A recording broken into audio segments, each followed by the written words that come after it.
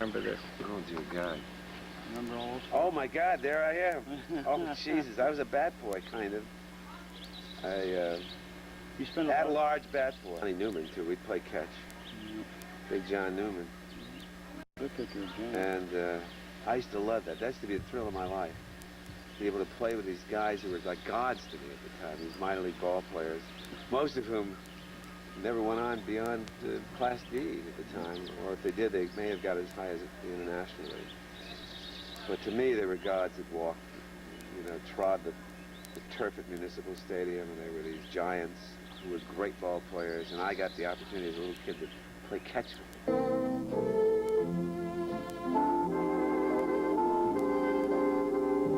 The very thought of you, and I forget to do the little ordinary things that everyone ought to do. I'm living in a kind of daydream. I'm happy as a king, and foolish though it may seem to me, that's everything, the mere idea of you. About Johnny Newman. Oh, of course, he was a one that everybody liked to see come up to bat, and they always clapped when he come up, you know, just like they do in the stars in the major leagues, you know, they'd clap. Yeah, it was fun to see him come up. I know I seen him hit some home runs in the stadium, you know, and it was always fun to watch him play. I always enjoyed watching him play. He was joking too. He liked to joke, you know. Came in appointed twice, 2 years in a row. I think he was telling them books. I think I'm pretty sure. Lynn Benson was right. In 1940, Johnny had a batting average of .314. In 1941, he led the league and won the Triple Crown. The batting average of .358, home runs of 29, and 96 RBIs. In 1942, he repeated as the batting champion at a .353 batting average and broke his own league home run record of 30 that year. He had 115 RBIs, truly the Sultan of SWAT. Who was this person who was variously called by the sports writers the Sovereign of SWAT, the Mastodon of Mace, the Blonde Bomber, the Baron of Big Bingles, and the SWAT Smith? Where did he come from? And what was his impact on the Jamestown community?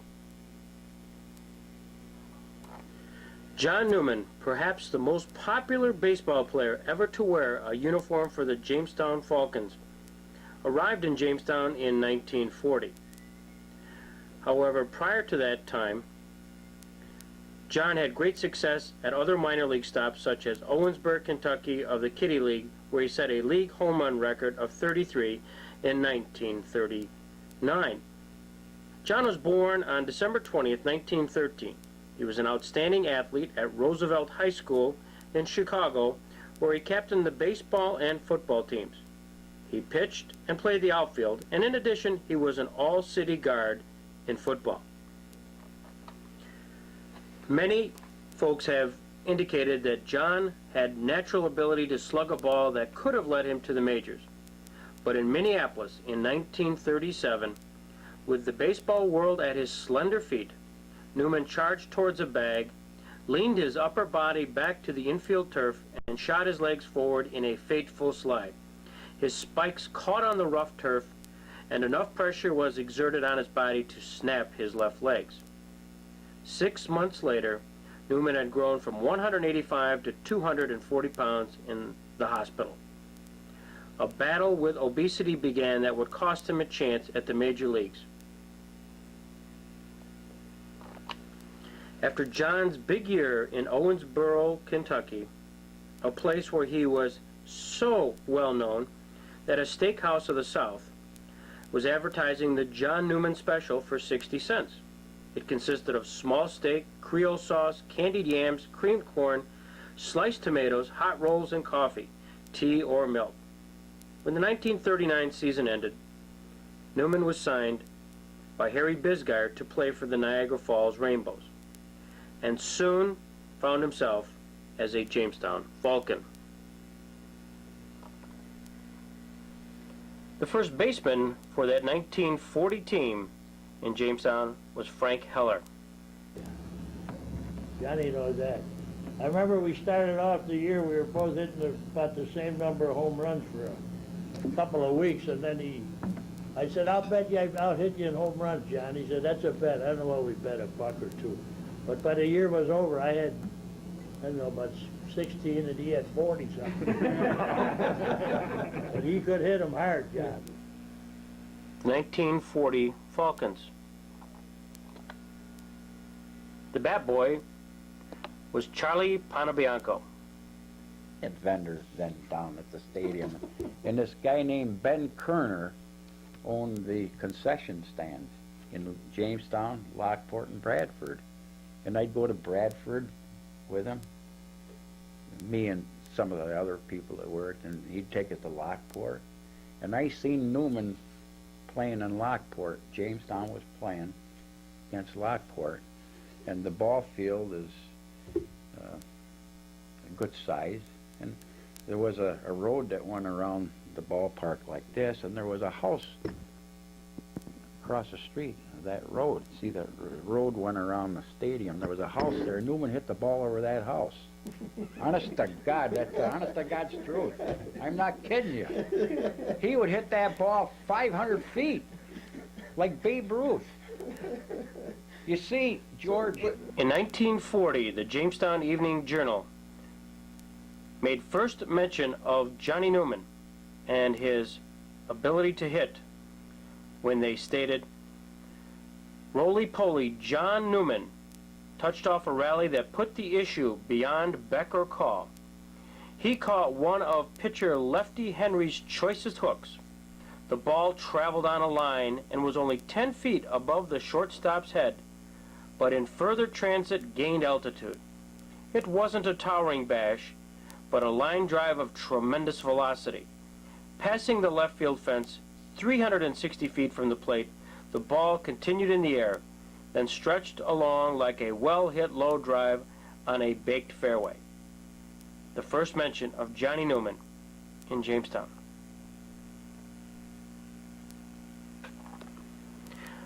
"1941 saw the beginning of a new era in Jamestown baseball. A new stadium, a new team, and new hopes. The bat boy was Jack Gallagher. Little old Jamestown, all of a sudden with a big stadium like that, and see a guy like him get up and knock that ball over that field. Those people went crazy. They went crazy. He's The Babe Ruth of the Pony League. Yeah. He was.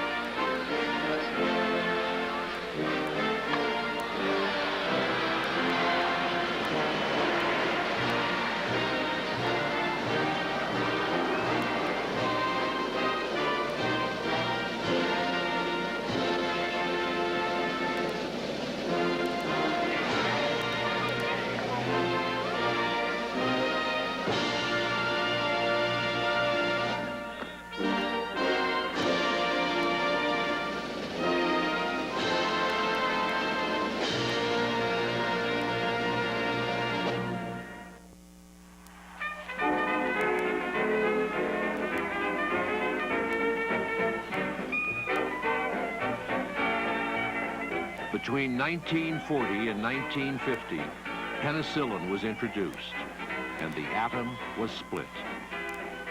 Orson Welles made his masterpiece, Citizen Kane. Rodgers and Hammerstein's Oklahoma opened on Broadway. And Franklin D. Roosevelt was elected president a third time and a fourth. Overshadowing everything was a world war that would cost more than 55 million lives.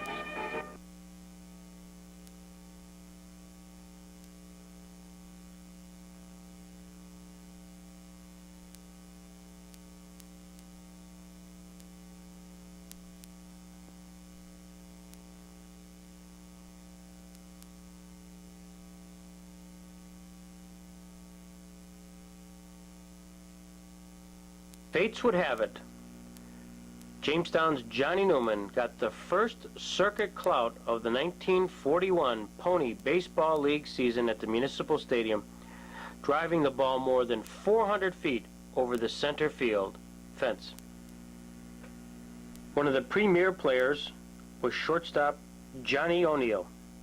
Newman was the best right-hand hitter I ever saw. Including your major league? Yes, sir. He could hit anywhere. He'd hit the dead hour midnight with the lights out and hit line drive and had that good power. But he just let his body get out of shape, you know. And I remember Greg telling him, he said, John, he hit 3 down there one night, I think. He said, John, if you get yourself in shape, I'll put you in the big leagues.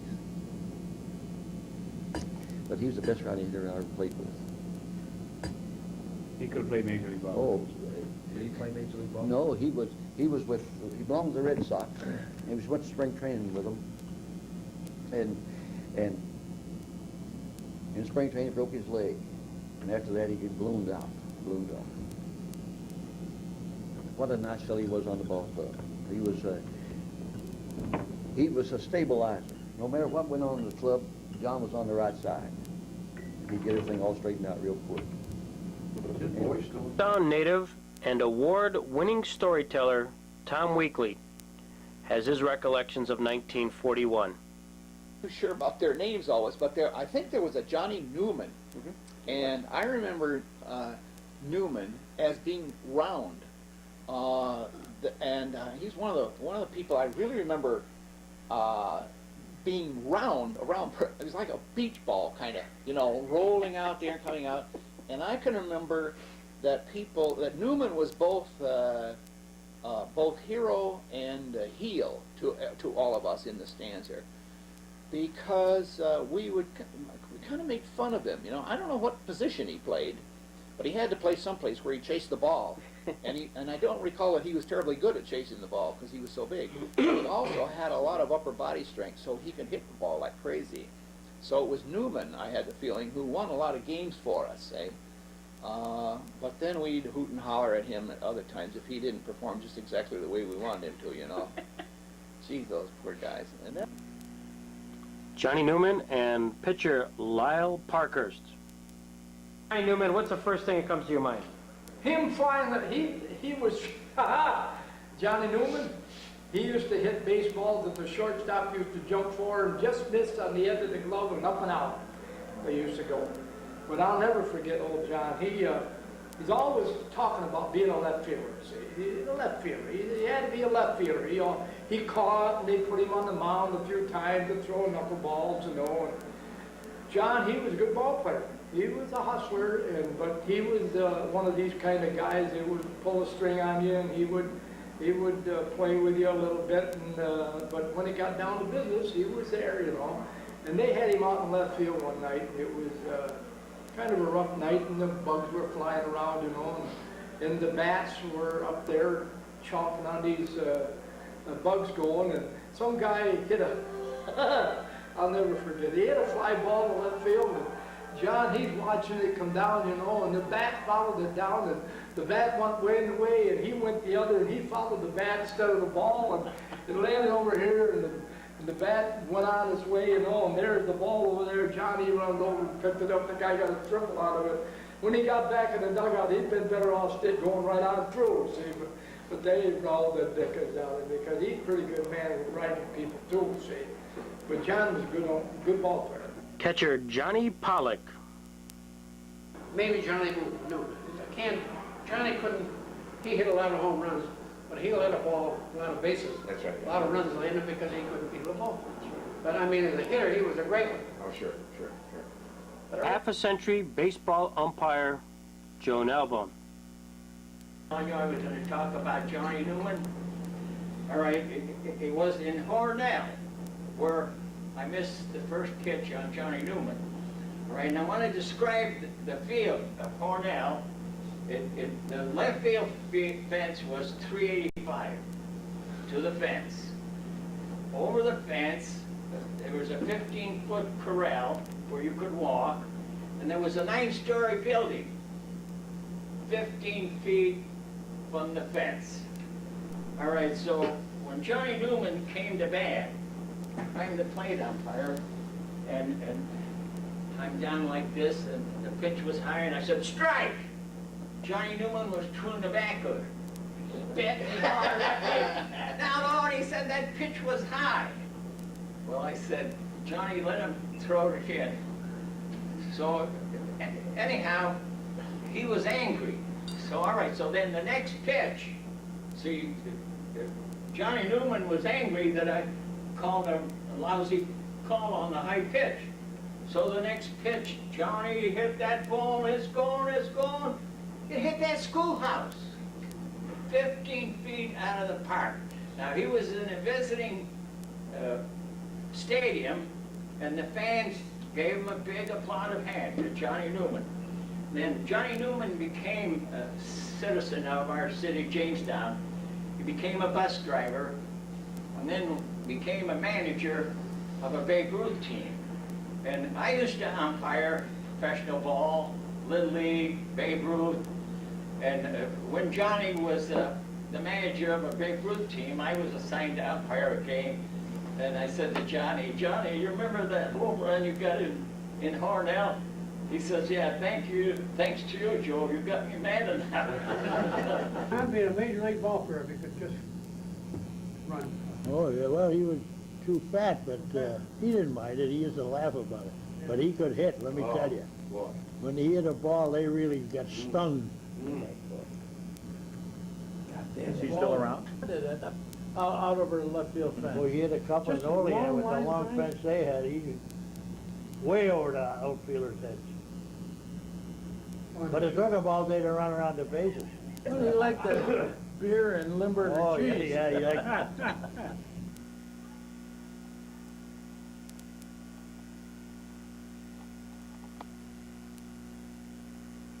1942 team photo. On the left, Swat Erickson. In the middle, Elmer Weinschreider. And on the right, Johnny Newman. Oh, yeah. What's your remembrances of Johnny Newman? Well, if he didn't hit a home run, he didn't get very far because he couldn't run that fast.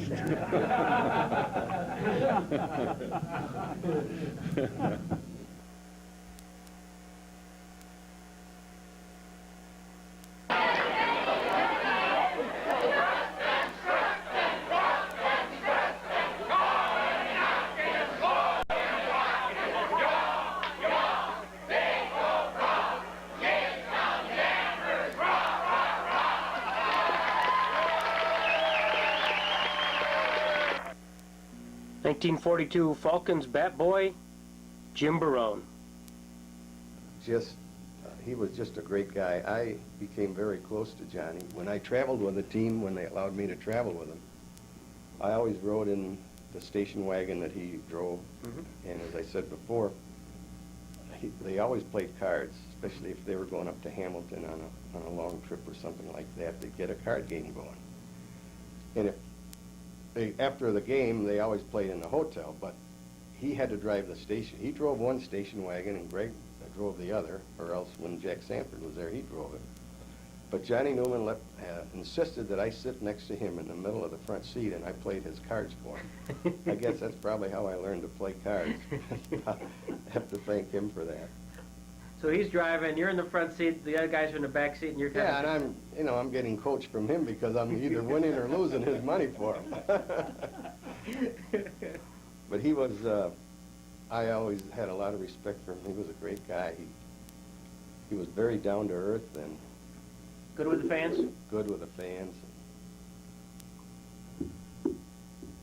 Did he ever have any regrets? When he was in Jamestown, it was sort of the end of his career, more or less, wasn't it?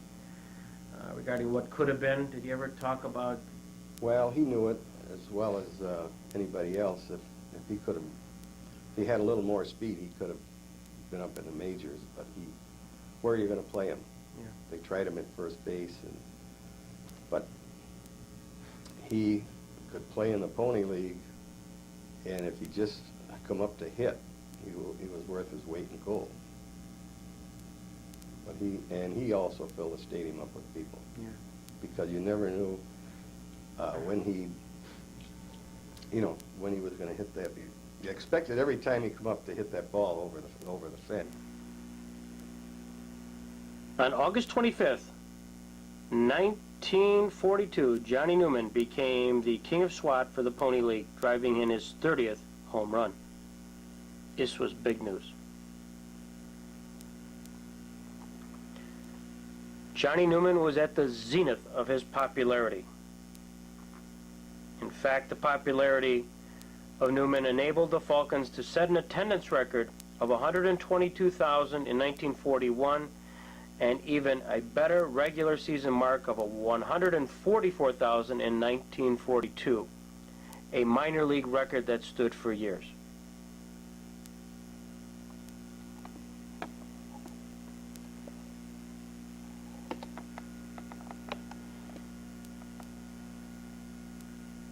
Ball player Johnny Newman, who led the league for the second year in a row in batting, was drafted by the Chicago Draft Board. Johnny Newman said, "Baseball has been good to me. I have had the breaks in baseball. I have received much more than a living from the game. I'm ready and anxious to serve my Uncle Sam wherever I am needed most." Password. Texas. Keeping cover. They may be German. Any line on these woods, Major?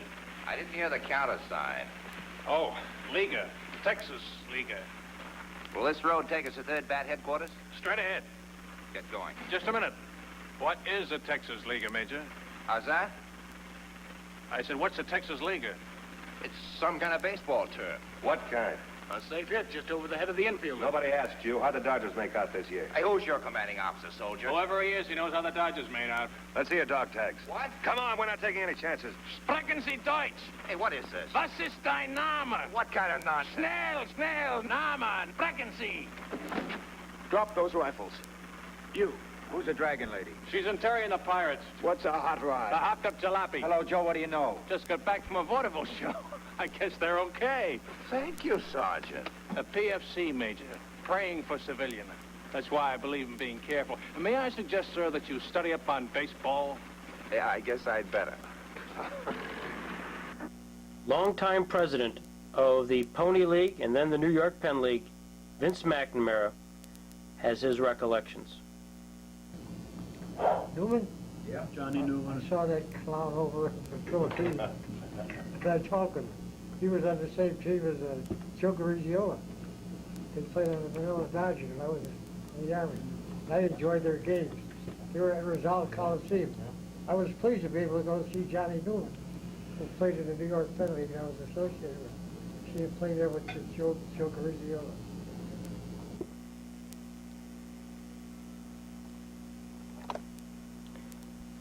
Peanut vendor, pop bottle picker-upper, usher, man about the ballpark, Kinky Kinberg. You know, I got to know him better after he made his home here, because, you know, he ended up driving a local bus. But he was a big fan. The fans loved him. Of course, every time he came up, you wanted to see a home run, and a lot of times you did. But he was the Babe Ruth of the Pony League at that time. And maybe if he'd been younger, he might have gone higher. But it was during the war years, and I think that affected a lot of ball players. I guess Star of the 1946 Falcons team, Orv Cott. Exceptional hitter was Johnny Newman from Jamestown here, and he married a girl from here, I guess. He originally was in the Cardinal organization. Real good hitter. And Okay, was he player, manager then? well, he was on his way out more or less. He pinch hit and stuff like that. What ruined his career when he broke his leg. Yeah. And he gained a lot of weight, Yeah. you know. John But he was a terrific hitter. great hitter. Yeah. When he went up there, you knew he was going to hit the ball. Pretty tough to fool. Yeah. I remember he pitched hit against us one day. I don't know who was pitching, and I guess he was laying in on the fastball, and he changed up on him, and he fell flat on his face. You know, he almost swung him. But he was heavy then, you know. He probably weighed about 275 or somewhere around there. So he was just... John could move the bat. He could move the bat. Boom! Yeah. What wrist he had, my God. Good hitter. And a home run kid, you know, and a terrifically nice guy, Mr. Nice Guy, and wonderful. And of course, as a kid growing up, he was one of my great heroes because he would play catch with me, and he was always nice to me. And he carried me around on his shoulders a couple of times. He was a great roly-poly, burly guy who wasn't that big. And of course, I knew him over the years. He was always my hero. I remember getting on a bus as a kid to go downtown from Chestnut Street downtown, and then even in high school, he was a bus driver. He was still Johnny Newman to me, but he could hardly, you know, that wheel, in those days, wheel would make a groove in his stomach. It would be the belt, boop, and then the groove with the steering wheel hit his stomach. He got larger and larger and larger, unfortunately, that obesity. Did you go on Most of whom never went on beyond Class D at the time, or if they did, they may have got as high as the International League. But to me, they were gods that walked, you know, trod the turf at Municipal Stadium, and they were these giants who were great ball players, and I got the opportunity as a little kid to play catch with them.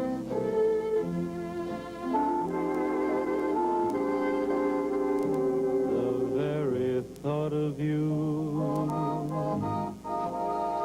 and I forget to do the little ordinary things that everyone ought to do.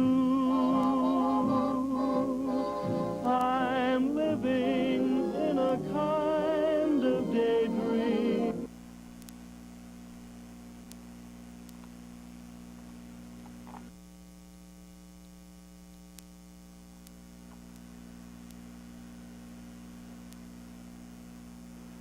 Thanks for the memories, John.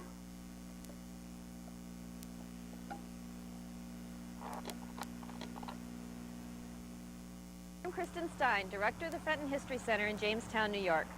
We hope you've enjoyed this presentation, which is just one of many stories from our community's rich history. The Fenton History Center preserves our shared history with the presentation of educational programs and exhibits, the maintenance of a collection of local artifacts and archival materials, and a library specializing in local history and genealogy, all for the benefit and use of the public. For more information about the Fenton History Center and its activities, call 664-6256.